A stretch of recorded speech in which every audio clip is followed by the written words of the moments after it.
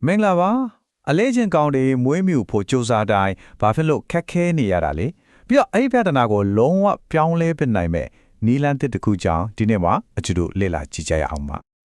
အလေးချင်းအတစ်တစ်ခုကိုစလုပ်မယ်ဆိုပြီးစိတ်ပြက်ခဲ့ရဘူးလားဥပမာဂျင်းမန်တွားဖို့စာဖို့ဖတ်ဖို့ဒါမှမဟုတ်ဂျင်းမိုင်းနဲ့ညီတာတွေပဲစားဖို့စ조사ခဲ့ပေမဲ့ရက်နည်းနည်းပဲလုံနိုင်ပြီးတော့နောက်ဆုံးမှလက်လျှော့လိုက်ရတာမျိုးတွေကြုံဖူးကြမှာပါဟုတ်တယ်မလားဒါပေမဲ့Stanford တက္ကသိုလ်ကအပြုအမူဆိုင်ရာသိပ္ပံပညာရှင် BJ Fogg ကပြောလဲဆိုတော့ဒါကိုလည်းအဖြစ်မဟုတ်ပါဘူးတဲ့ဟုတ်ပါတယ်အဲ့ဒီလိုအချင်းချင်းမအောင်မြင်ခဲ့တာဟာစိတ်သက်ခွန်အားနည်းလို့ဒါမှမဟုတ်ပြင်းလို့မဟုတ်ပါဘူးကဲဒါဆိုဘာကြောင့်လဲအသေးစိတ်လေးစက်ကြည့်အောင်တကယ်ပြဿနာကကျွန်တော်တို့မှမဟုတ်ပါဘူးကျွန်တော်တို့အပြောင်းအလဲလုပ်ဖို့အစူးစမ်းနေတဲ့နီလန်အဲ့ဒီနီလန်ရဲ့ဒီဇိုင်းမှာကချူယွင်းချက်ရှိနေတာပါဥပမာလေးတစ်ခုနဲ့စဉ်းစားကြည့်အောင်ညွန်ကြားချက်တွေအကုန်မားနေတဲ့ playbook တစ်ခုကိုတက်ဆင့်ထိုးစူးစမ်းနေတယ်ဆိုပါစို့တက်လို့မရတဲ့ကဘယ်သူကိုပြစ်တင်မလဲကိုညံ့တယ်လို့ပြောမလားဒါမှမဟုတ်ညွန်ကြားချက်စာအုပ်ကမားနေတာလို့ပြောမလားအလေးချင်းတွေမွေးမြူတဲ့အခါမှာလည်းအတူတူပါပဲ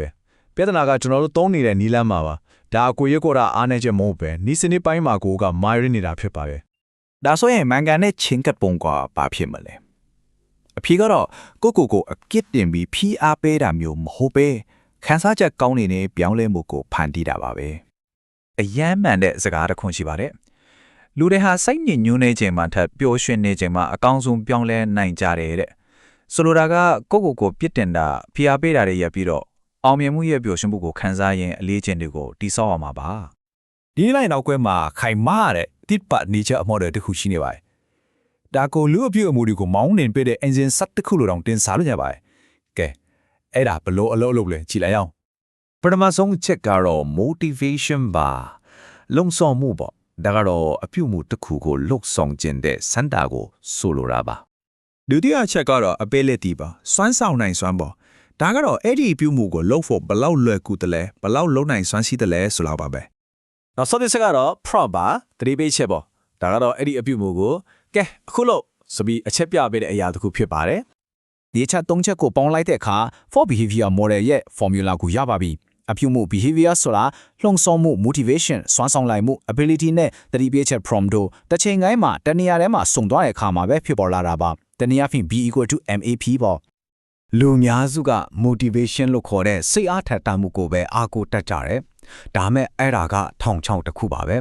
ဲဘာလို့လဲဆိုတော့ motivation ဆိုတော့ပင်လယ်ကလိုင်းလုံးတွေလိုပါပဲတခါတလေအယမ်းမြင့်တက်လာပြီးတခါတလေကျတော့လည်းလုံးဝပျောက်ကွယ်သွားတတ်တယ်။ဒါကြောင့်တစ်ခုတည်းကိုပဲအားကိုးပြီးအလေးချင်းတစ်ခုကိုတိဆောက်လို့မရပါဘူး။ဒီတော့ဘယ်ရာကိုအာယုံစိုက်ရမလဲအဖြေကတော့ ability လို့ခေါ်တဲ့စွမ်းဆောင်နိုင်မှုပါပဲ။ဥပမာတိုက်အချိန်20ထိုးမယ်ဆိုတာကခက်ခါပြီး motivation အများကြီးလိုပေးမဲ့တိုက်2ချိန်ပဲထိုးမယ်လို့ပြောင်းလိုက်ရင်ရော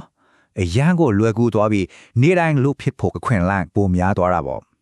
့အဓိကတော့ချက်ကအလုပ်ကိုလွဲကူအောင်လုပ်ဖို့ပါပဲကဲဒါဆိုရင်အလေးအကျင့်ငယ်လေးများအဲ့ဒါဒီ tiny habits နီလန်းကိုလက်တွေ့မှာဘယ်လိုအသုံးချရမလဲဆိုတာကိုရိုးရှင်းလွယ်ကူတဲ့အဆင့်30နဲ့ကြည့်လိုက်ကြရအောင်ပထမဆုံး anchor moment လို့ခေါ်တဲ့ကိုယ့်ရဲ့နေ့စဉ်ဘဝထဲမှာအမြဲတမ်းလှုပ်ချင်နေတဲ့ခိုင်မာတဲ့အလေးအကျင့်တစ်ခုကိုရှာပါဥပမာတွားတဲ့တာမျိုးပါ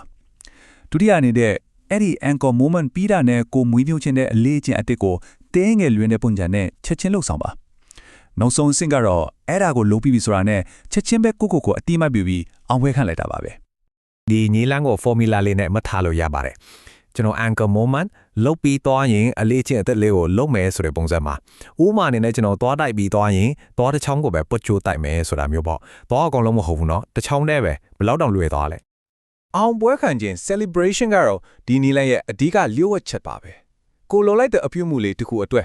yes လုံနိုင်ခဲ့ပြီဆိုပြီးကိုအတိမတ်ပြုလိုက်တဲ့အခါဦးနောက်ထဲမှာပျော်ရွှင်မှုကိုဖြစ်စေရဲ့ dopamine ဆိုတဲ့ဓာတ်ထွက်လာပါတယ်အဲ့ဒီအခါဦးနောက်ကဒါကကောင်းတဲ့အရာပဲနောက်ထပ်လုပ်ရမယ်ဆိုပြီးအဲ့ဒီအလေးအချင်းကိုအမြင့်တွယ်သွားအောင်အားဖိပေးလိုက်တယ်လို့ပါပဲဒီလိုတင်းငယ်လုံးနဲ့လို့ဆောင်ချက်လေးတွေနဲ့ဘဝကိုပြောင်းလဲစေမယ်ကြီးမားတဲ့အောင်မြင်မှုတွေစီဘလို့ဥတီသွားနိုင်လဲဆိုတာကိုဆက်ပြီးကြည့်လိုက်အောင်အရာအလုံးဟာဒိုင်းနဲ့ချက်ထိုးမယ်ဆိုတာလိုမျိုးတင်းငယ်လို့နဲ့အရာတစ်ခုကနေစတင်နိုင်ပါတယ်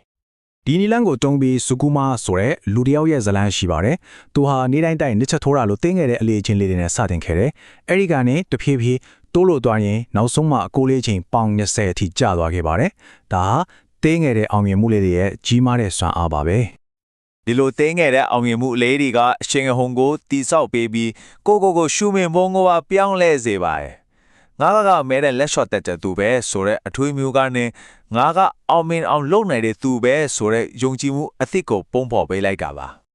အလေးအကျင့်ငယ်လေးတစ်ခုကိုကျွမ်းကျင်သွားတာနဲ့များအဲ့ဒီအောင်မြင်မှုကဘဝရဲ့တခြားကဏ္ဍတွေကိုပါကောင်းတဲ့တက်ရောက်မှုတွေပြီးလာပါတယ်ဥပမာကိုယုံကြည်မှုတွေပိုတိုးလာတာအလုံးမှာပိုပြီးအာယုံစိုက်နေလာတာဒါမှမဟုတ်ချမရေးပိုကောင်းလာတာမျိုးတွေထိပါပဲ မသားစရာစကားတစ်ခုရှိပါတယ်လူတစ်ယောက်ဟာသူ့ရဲ့ရီမားချက်ပန်းတိုင်းအဆင့်အချိမြင့်တက်မလာပါဘူးသူတိဆောက်ထားတဲ့စနစ်ရဲ့အဆင့်အချိပဲပြန်ကျသွားတတ်ပါတယ်တဲ့ Tiny Harvest ဆိုတာကတော့အဲ့ဒီလိုအောင်မြင်မှုစီကိုပို့ဆောင်ပေးမဲ့ခိုင်မာတဲ့စနစ်တစ်ခုပါပဲ ဒီတော့နောက်ဆုံးအနေနဲ့ကိုပြန်မဲကြည့်ဖို့အကြံပေးခြင်းပါတယ်ကိုဘဝဟိုတစ်ခုလုံးပြောင်းလဲသွားစေနိုင်မဲ့အဲ့ဒီတော့တင်းငယ်လုံးနဲ့အပြောင်းလဲတစ်ခုကဘာဖြစ်နိုင်မလဲအဲ့ဒီຢာလဲကိုရှာဖွေပြီးဒီနေ့ပဲစတင်ကြည့်လိုက်ကြရအောင်